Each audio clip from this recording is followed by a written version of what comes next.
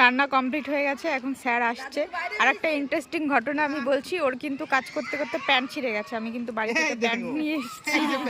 ও এইখানে ছিঁড়েছে, তাও ভালো। চুল পুড়ে গেছে, এটা চুল চুল পুড়ে গেছে, আইব্রো আইল্যাশ পুড়ে গেছে। পুড়েছে বোঝা যাচ্ছে এখানে? না বোঝা যাচ্ছে না। চুল বোঝা যাচ্ছে পুড়েছে? আইল্যাশ চুল পুড়েছে বোঝা যাচ্ছে? আরে গ্যাসটা বাবা ধরিয়েছে, ধরানোর পরে এবার বন্ধ করেছে, আগুন ধরায়নি। এবার আমাকে বলেছে গিয়ে ধরা। এবার আমি কাছে গিয়ে এরকম যেই ধরেছে ধম করে আমার এই চোখে। এই মানুষটা ভয় পায়নি, ইনি কোথায় ছিল? লাভ দিয়ে বাইরে বেরিয়ে যায়নি?